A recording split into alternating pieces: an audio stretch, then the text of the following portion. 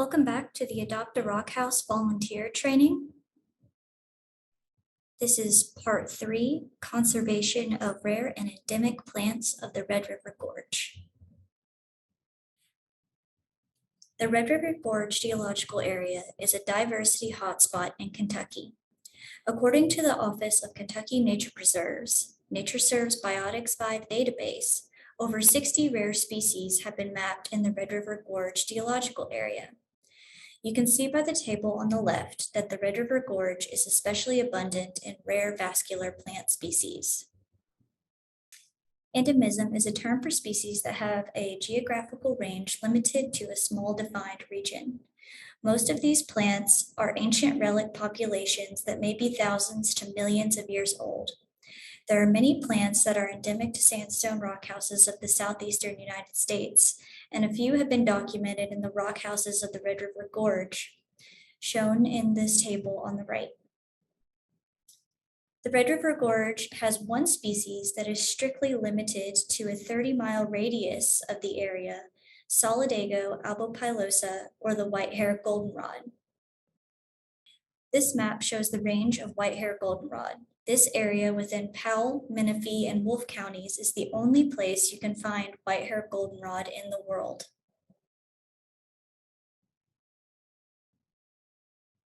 White Haired Goldenrod was first discovered by Emma Lucy Braun in Menifee County, Kentucky in 1940.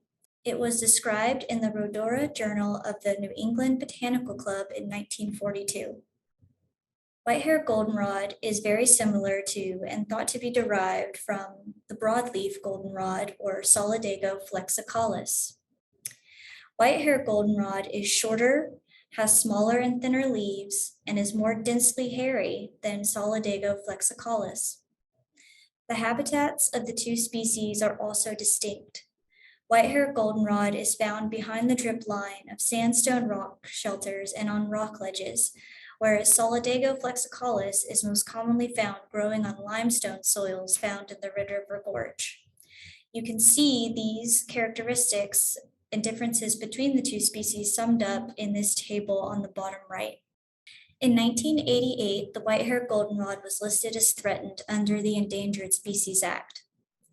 The primary threat to the survival of White Haired Goldenrod is the many visitors to the rock shelters in the Red River Gorge area each year, which is up to 750,000 visitors a year. The Red River Gorge has an extensive trail system, and many of these trails pass through or near rock shelters. The map on the right shows the major DBNF trails in the Red River Gorge in green, and the location of the rock houses are shown as orange triangles. You can see how the trails go through some of the most dense areas of rock houses. The heavy use of rock shelters by hikers, campers, and rock climbers results in several types of damage to White Haired Goldenrod individuals. Trampling can damage the current year's growth, seeds, and the underground rhizomes, which often grow just beneath the ground surface. Visitors also damage plants by dumping garbage and building fires in rock shelters. Another serious threat to the species is digging by archaeological looters. Approximately half of the rock shelters in this area were once inhabited by Native American tribes.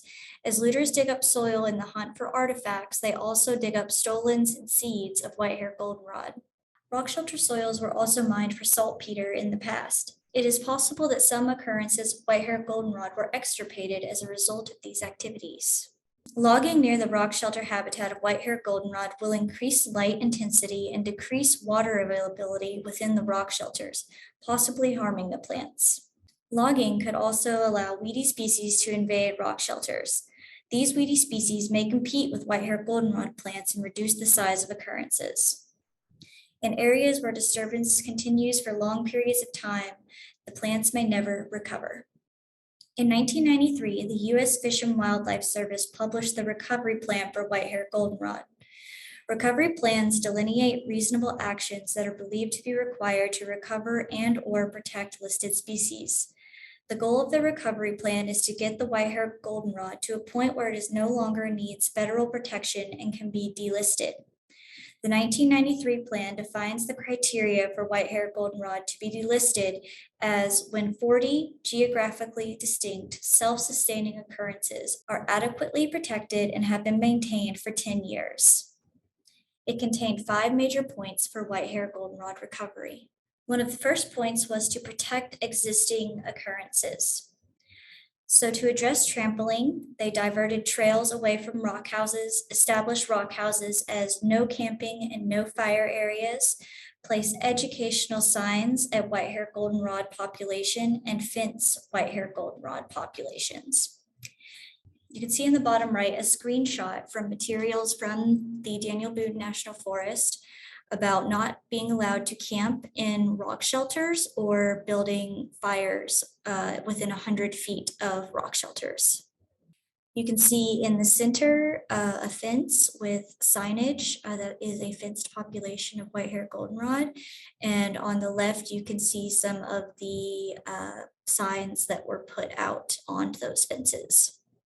They also help discourage archaeological looting.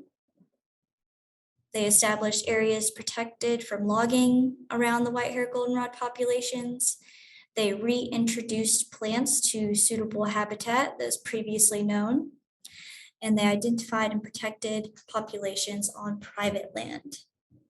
The next point was to continue monitoring and inventory. They did this through updating status surveys and searching for new white-haired goldenrod occurrences. Extensive monitoring of the known white-haired goldenrod populations was conducted by the Office of Kentucky Nature Preserves and the U.S. Forest Service. Status surveys and 5-year reviews were published. Many attempts were made at finding new populations, and a few were successful. Together, Office of Kentucky Nature Preserves and the Forest Service collected vital white-haired goldenrod data and added several new occurrences to the known range. Another point of the recovery plan was to conduct studies on life history and ecological requirements. So they were to set up plots to study the white-haired goldenrod, conduct long-term demographic studies, analyze white-haired goldenrod habitat requirements such as soils, moisture, and light levels, study white-haired goldenrod reproduction such as pollination, seed banking, seed dispersal, viability, germination, and hybridization. They also studied the impact of herbivores and competition with other plants and studied the genetic variability. Another point of the recovery plan was to provide the public with information to educate them on the white-haired goldenrod. The Office of Kentucky Nature Preserves and the Daniel Boone National Forest created several species fact sheets and signs that were posted at gas stations, restaurants, kiosks, and trailheads throughout the Red River Gorge. These signs educated Red River Gorge visitors about the species and its threats. Signs about white-haired goldenrod were also posted in 5 archaeologically sensitive rock shelters to aid in the protection of historical artifacts while promoting the conservation of white-haired goldenrod. Daniel Boone National Forest also displays photographs and provides information on white-haired goldenrod at its Glady Cultural Environmental Learning Center. Office of Kentucky Nature Preserves made available on its website a white-haired goldenrod fact sheet and several threatened and endangered species lists that included information on white-haired goldenrod. In June of 2009, the Kentucky Department of Fish and Wildlife Resources published 2,000 copies of a revised threatened and endangered species booklet, which contained a species account for white-haired goldenrod. These are just a few of the efforts made to educate the public on the white-haired goldenrod over the last 2 decades. Under the 1993 Recovery Plan's delisting criteria, white-haired goldenrod could be considered for delisting when 40 geographically distinct, self-sustaining occurrences are adequately protected and have been maintained for 10 years. By the year 2016, white-haired goldenrod populations had reached the recovery criteria due to the massive multi-year efforts made by many conservation agencies and entities. In 1993, there were only 90 extant occurrences with an estimated 45,000 stems. By 2016, there were 117 extant occurrences with an estimated 174,000 stems. Of these 117 occurrences, 51 could be classified as self-sustaining due to their evidence of successful reproduction and population numbers remaining stable or increasing.